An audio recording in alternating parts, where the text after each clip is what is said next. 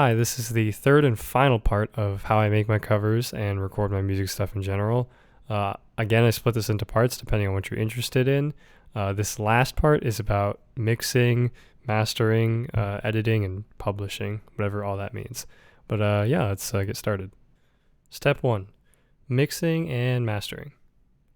So before I say anything, I will never claim to be an audio engineer or producer. I just do what works for me and what sound I prefer. I thought I'd go through the session and sort of mix what I have. I kind of mix as I record, like EQing and setting levels, so I don't have too much to do.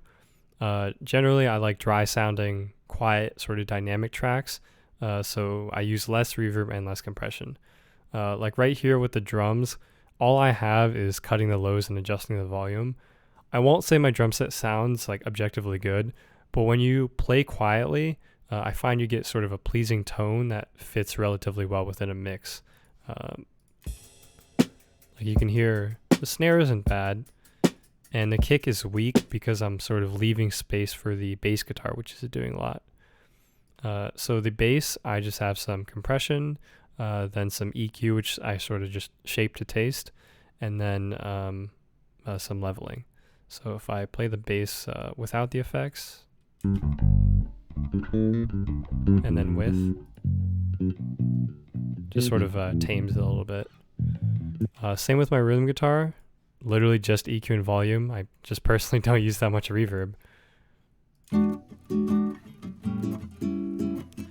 I think the way I mix just sort of brings out like touch and nuance in playing, which when you play quietly really matters. It's like things like your fretting hand sliding up and down or the attack of your pick.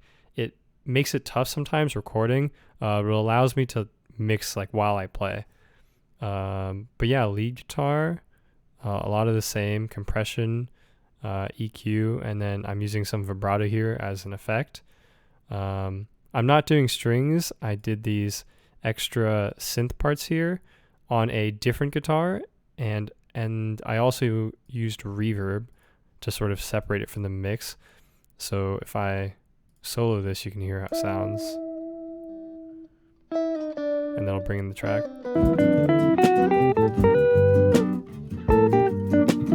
And I still have some panning to finish automating, so I'll get to that. So in the original tune, this happens in the first verse, but because there's strings, it doesn't have to the rest of the song, but I'm just keep doing this panning.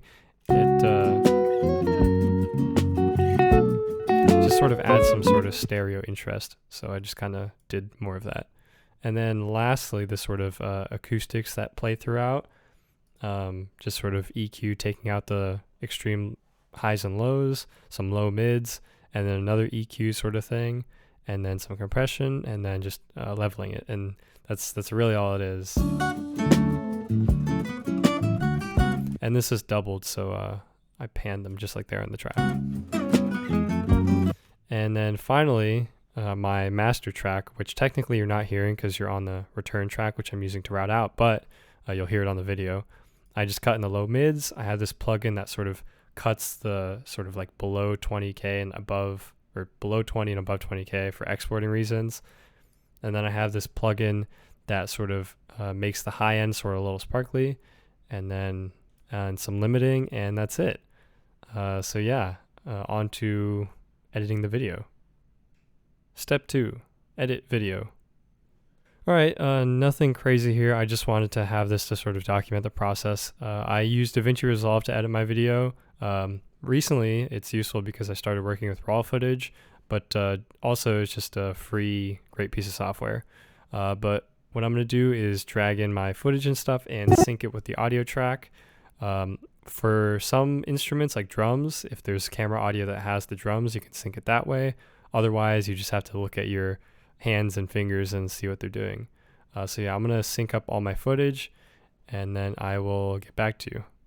Okay, that is a lot of footage there. So got everything synced, got everything cropped how I usually do with these black dividers, and sort of able to see each take as I filmed it. And then lightly color graded. I just did some contrast saturation. I really let the sensor do its thing and sort of give this natural look. And yeah, I just got some extra sort of touches like the fade in, fade out sort of stuff and some transitions. But other than that, I'm going to render this, and I will see you in a sec. All right, we are rendering. Hopefully it's okay. You can see my render settings right there. 4K on YouTube, I think, looks passable. But otherwise, I'll see you in the next step. Step 3, publish. If you're still here, I have no clue what you're doing, but I appreciate it. As a completionist, I just have to include this last step. I'm uploading the video, scheduling it for tomorrow morning so it can process 4K. I'm going to make a thumbnail, put the PDFs on my website and update my website, and write a title. Yeah, that's about it. Again, if you're still here, you're probably my mom, so hi mom. But anyways, I hope you enjoyed this journey that I try to embark on almost every other week. Leave a comment, message me on Instagram, whatever. Yeah, thanks for watching.